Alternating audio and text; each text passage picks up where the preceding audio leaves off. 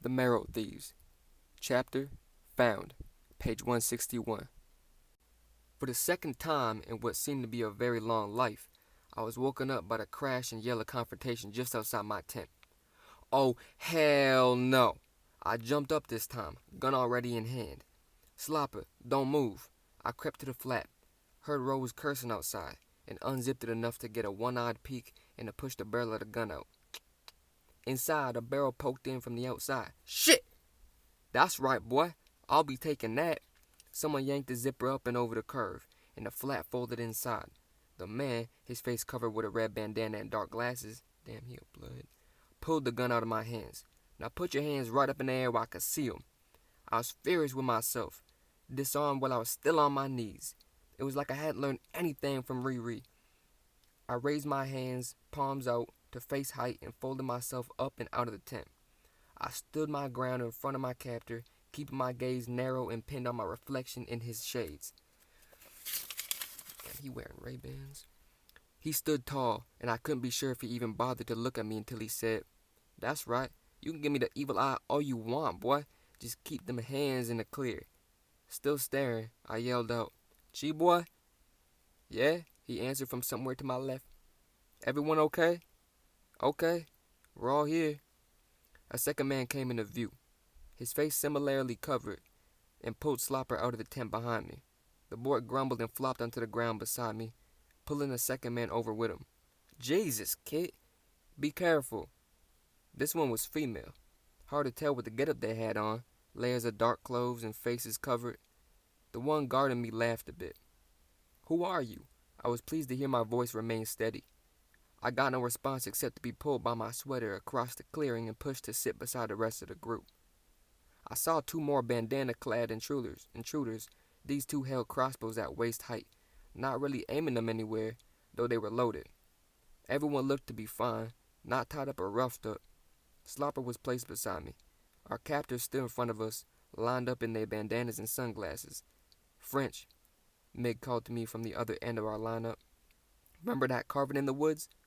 "That's enough, old-timer." The female guard kicked at the sole of Mig's shoes. I looked down the line at him. He pointed at the intruders with his lips. How in the hell? I raised my eyebrows. These were the people who'd left the carving? The one who knew the old syllabic system? He nodded, and we leaned back into our respective places. I cleared my throat. "I think you're who we've been looking for." No answer. "We need help." One of the figures holding the crossbow snorted. "Don't we all, little cousin? Don't we all?" So Mig was right. They were indigenous. "Maybe we can help each other." The woman answered this time. "We don't need help from anyone. Nobody helps nobody no more. And we certainly don't need help from you. Probably working for the schools. Little snitches looks like." I addressed her, shrugging. "How do we look like snitches? Do we have new clothes or good weapons? Are we too well fed?" She glanced at Slopper, whose shirt hem didn't quite connect with the waistband on his jogging pants. "Lady, we've seen snitches." I paused, lowering my voice a bit, readying myself to yell it out. "We've killed snitches." They all looked over at me now. There was no boastful pride in my face, just 5.5 years of hard living. One of the guys with a crossbow leaned into the female to whisper, and she turned and jogged away from the camp. Rose shivered against my shoulder, and it was the first time that morning I realized she was right beside me. It was warm now, coming on made by Mig's calculations, but the mornings were still bitey and she was in her pajamas, an old t-shirt and a cut pair of long johns.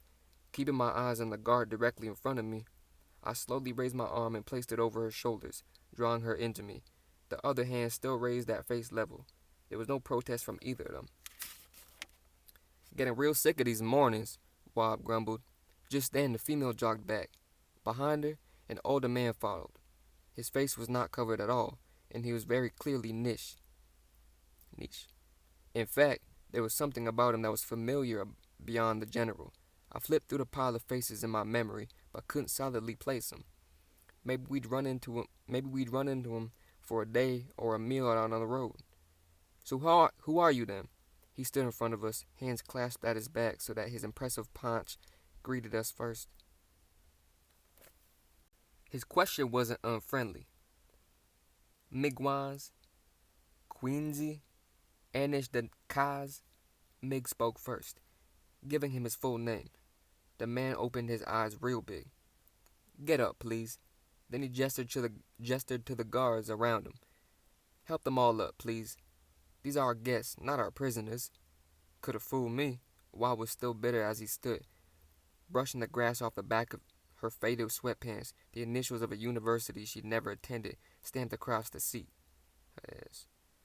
And help them pack up camp. They are joining us for breakfast. He turned on a heel and left the same way he came, without waiting for a reply from any of us. What if I don't want to join you for breakfast?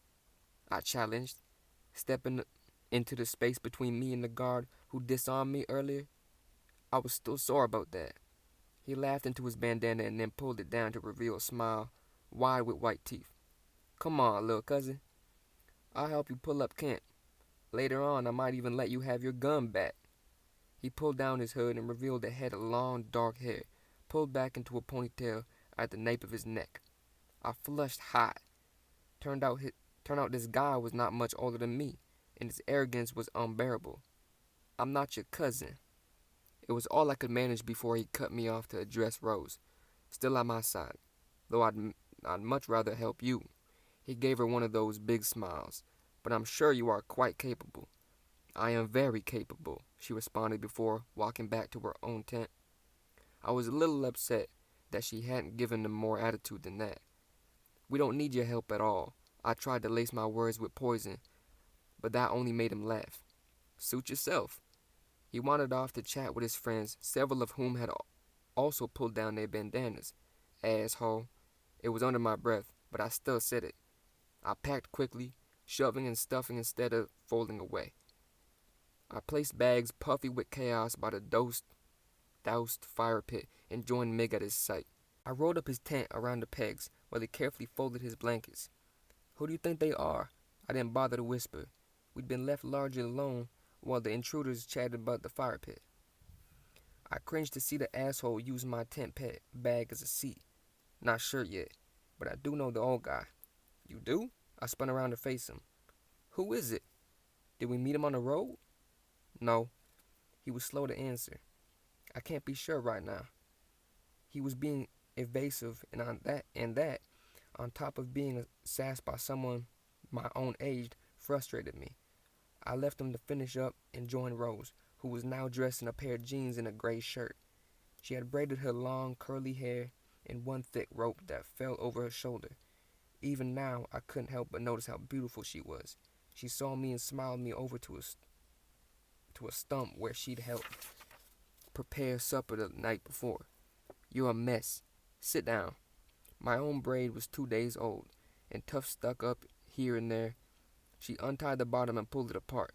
I noticed the asshole watching us, a peculiar look on his face like jealousy, and I smirked. She brushed my hair hard and rebraided it for me. Much better than a stupid ponytail like some people. I felt real Nishan, ready to go now. I followed Mig's lead and walked behind the newcomers into the woods. Despite our recent tragedies, he seemed less stressed about this new development than I was, though I was still acutely aware of my missing gun. They walked us through the bush in a semicircle and then southeast. After about half an hour, we arrived at a tree-lined hill and stopped. What the heck? There's not even anything here. Slopper sat on a rock, exhausted and cranky at having to wait for his breakfast this long. Look closer, big man. One of the crossbowers clapped his hands, and two bodies in camouflage stepped out of the trees at the base of the hill. Bows pointed at us. These are the guests coming to join us, he called out, and they stepped back into the trees. We walked towards the hill, and now I could see a cave carved into it. This is where we went, single file, into the hill itself. I felt panic when we'd gone through the door, past more guards and into the dark. I thought of Riri and Minerva then, and aggression filled my limbs like adrenaline. Meg put his hand on my shoulder and I deflated, but only just a bit. The cave opened into a low, wide room filled on both sides with tents and makeshift abodes of impressive structure, panel walls, blanket doorways. The space was clean and orderly with a hum of activity. Children were gathered in one corner, taking turns reading from a paperback book under the stern eye of an older woman who watched us with a face that revealed no interest as she shushed the children back to work. Some faces appeared in the doorways of the homes, but they quickly disappeared. We were a quiet sensation. We were led to the back of the cave and into a smaller tunnel than the entrance, one of our four branching off the back wall. I hesitated at the mouth and had to be pushed forward by Rose, who walked behind me. "We're good. All good." "What if we're not?" I whispered back. "Nothing we can do about it anyway. There's too many of them." This was very true.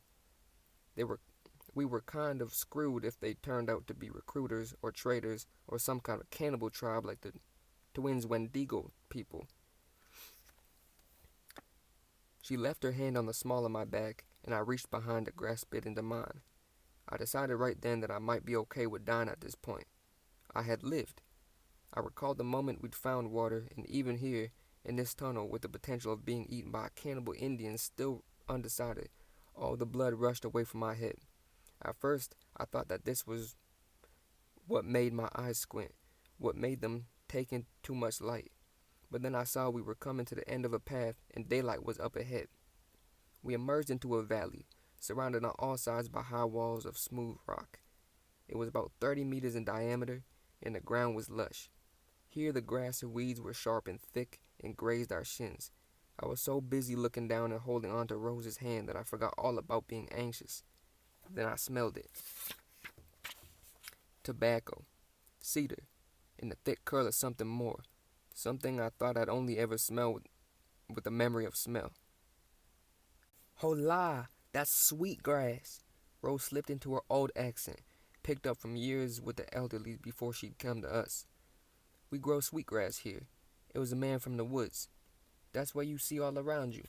He was smiling, patting the tips of the longer strands we stood in. "Miguans." He approached us, arms open. "We are so pleased to have you with us. When the council gets out of the lodge, we'll all talk." I looked back to where he pointed, against the far stone wall. There, at the base, was a squat, round structure, piled with layers of old blankets and tarps. In front of it burned a low fire in two piles, one of wood and the other of round rocks.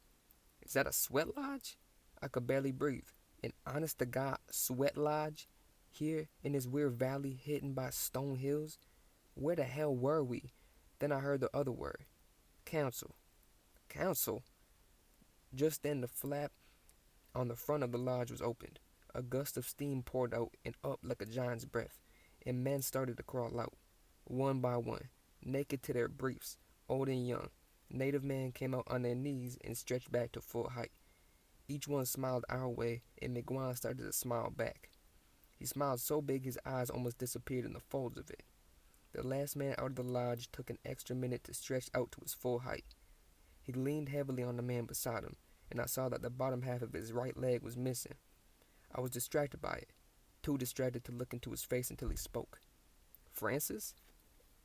His hair was longer, and his face sagged a bit more at his hard jaw. And then there was the missing lower half of his leg. But there he was. Dead?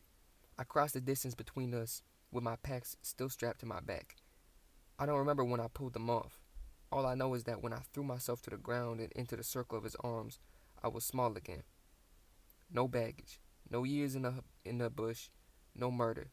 I was small and he was huge and everything was okay. We cried together like that, happy in a way that had no words, until he suddenly pulled back and scanned the group behind me, and I knew what he was looking for. I caught his gaze and shook my head slowly. Then we cried for a different reason. Time moved slowly and quickly, and we didn't care. Eventually, we were sitting at a round table on stumps and rocks, all level to the same height. I sat between my father and Mig, who had embraced as they made introductions between their respective groups. "This is the council, what's left of the original one and newer members we've picked up along the way." Dad went clockwise around the table. "Clarence, Cree from the old prairies territory, Mint, Anishinaabe from South America, Bullet, she's Inuit, Jojo is Salish, and come to us just last month." This was his introductory sweat we just had. To bring him onto the council, General is, goddamn, I ain't gonna disrespect him like that. Cool ass name though. And Migma. And Rebecca is Ho Chunk, also from across the border. 7 of us all together. They were passing around a copper vessel, sharing water that embroidered the outside with beads of cool condensation. Mig spoke for us. He knew some of the men there, but not all. It was different. Usually we spoke for ourselves, but I could tell some protocol was set aside. The group was worn out from their sweat, and everyone, not least of all me and Dad, was drained and emotional. He was quick, pointing around the table to our faces with his palm up. Chi-Boy, Wob, Rose, Ziguan, and Tree. I'm Migwans, Slopper, and this is Jean's boy, Frenchie. He paused. There's 8 left. Left? Bullet, who was clearly blind in one eye, turned towards Mig. You've had some recent losses? Yes, I'm afraid so. Our little girl, Riri, passed on in the middle of a kidnapping attempt. Damn traitors. And our elder, Minerva, was taken from us by recruiters. Bullet's head swung to her right. The older man with the yellowed mustache, General, leaned in to whisper to the small man with the bald head they called Mint. What? What is it? I asked the table. It was my dad who answered. We've heard of your Minerva. What? Where is she? Chi-Boy used his seldom heard voice and sprang from his chair as if he would run to her right that moment. That's why we came this way, to try to find her. We thought someone in Española or thereabouts would have some idea which school we could go to try and find her. Meg explained. General and Mint whispered again before the older man answered. She's not in a school. She's here, in town. I mean, in Española.